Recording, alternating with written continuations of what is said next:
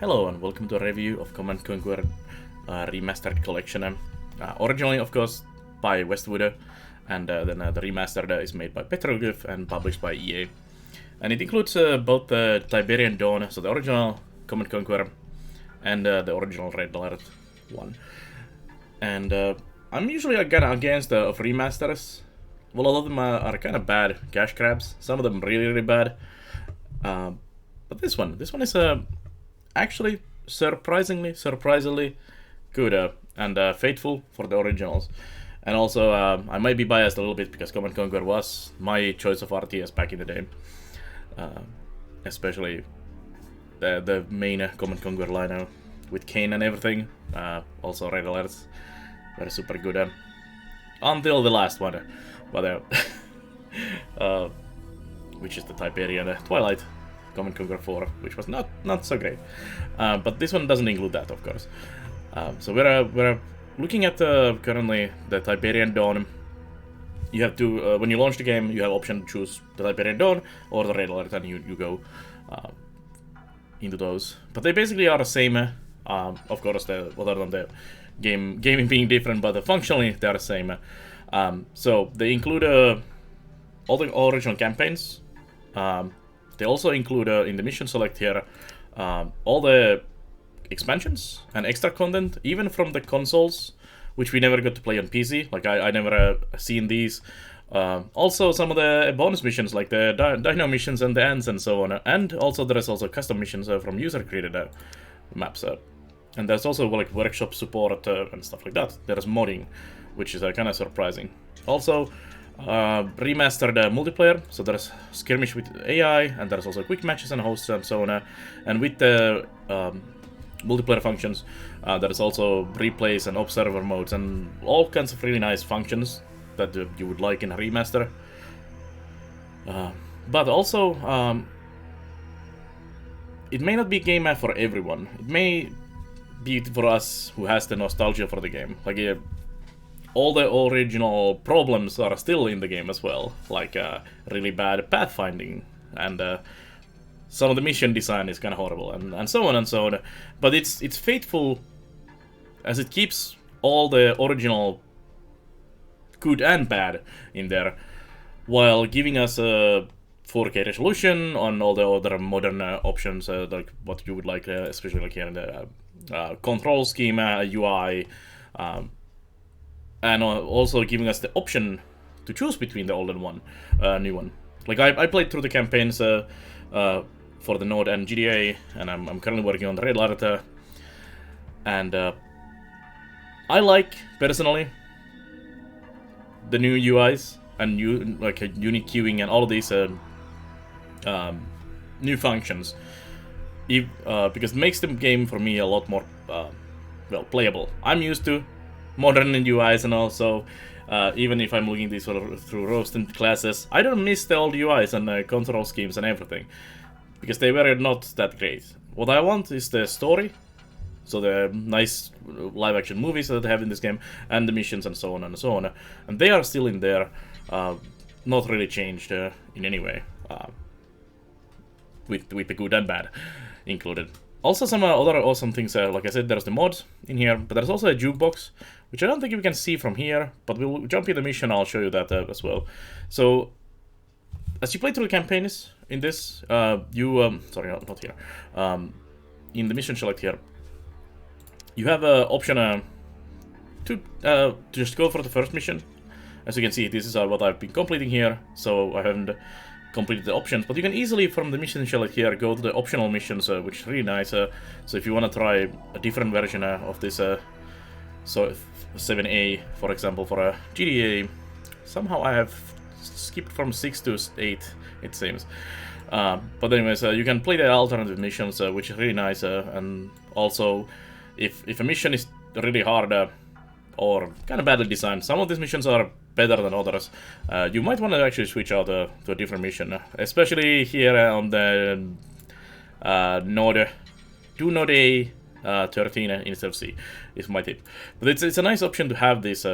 But you do need to play through the game. So when you launch the game fresh, you only have option for the A one on both sides, and then you need to progress to basically the campaign to unlock the alternative options.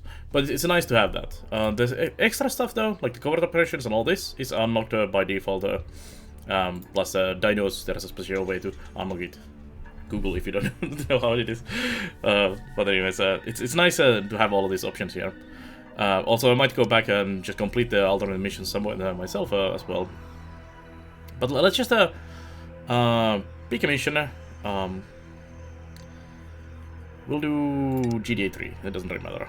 And also there's the videos you can watch, introductions and so on. They added a casual, normal and hard mode as well. So there's a difficulty slider, which is really nice. So if you want to just experience the nostalgia, you can do it. If you want to try hard, you can do it as well. And all of that. And it's really cool that this is all included in here. So we're just gonna select a mission. We'll go there. And check out the jukebox and some of the like basic gameplay. I mean, it's a 25-year-old game, so if you don't know what Command Conquer at this point is, you probably should. If you're into RTS games. So I'm not really going to be explaining how the game works and so on. It's an RTS, and a good one. Of course, it is an old 25-year-old RTS, so some of the modern improvements to RTS games may not be in there that much.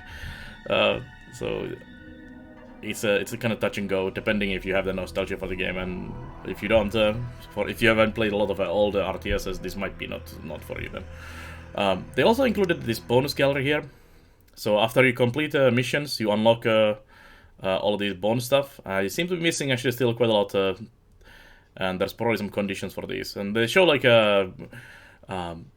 how they did the stuff, like they show some of the green screen stuff, like when you can see the green screen in the back and so on, how they made the cutscenes for the game and everything, and it's really cool.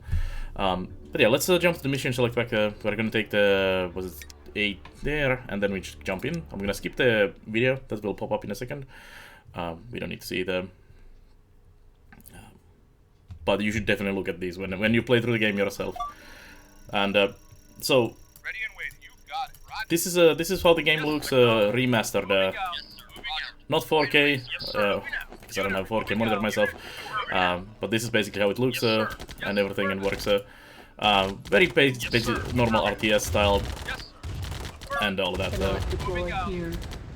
Let's deploy my thing here, and just get rid of these enemies so I can show you some more things. So the usual build bar queue there, which also now to queue things, which is really nice. But also, some of the more other nice things, like this is the new graphics. It looks, I mean, it's not like super fancy graphics or anything, but it's a really nice polish to the old graphics, which you can switch on the fly. So pressing spacebar switches back and forth between the original graphics and the new graphics, and it's sometimes really nice to look at back at how the old graphics look. If you look at the just animations wise, it's a little clunky how they run and so on, and when you switch back it's much more smoother and everything. You can actually see the blue on the characters and so on, and it's really nice to have this option. I love remasters that have this, especially this quicks, like at least have an option to switch between the old and new look. But being able to switch on the fly like this, for example, Monkey Island games did a similar one where you could just switch between the new and old graphics, and it's a fantastic one to include in your game. But yeah, let's ignore my horrible gameplay there and go to the other thing that I was gonna show. So there is a jukebox in the game, and this is the jukebox. So actually, I'm currently having all of these songs in my custom playlist. Let's just remove all of them, because I've been playing Red Alert, so I had the Red Alert soundtrack and all the optional remasters and everything. So you can actually select, like there's classic tracks, low fidelity, so the original ones you heard back in the 25 years ago when you played the game, and then there's the remastered ones that are fantastic, and then there's the bonus tracks which are even more fantastic. So you can choose your experience basically, which is really nice. You can choose the experience with the graphics, you can choose the experience with the music, and also if you really like certain songs, you can just include a few tracks from here if you want, and then if you want some Red Alert in there, you can mix and match the songs the way you want, and it's really cool the way how they've done that. and it's a really good system to have the old, the new, and some bonus in there, and allowing you to do the way you want it. But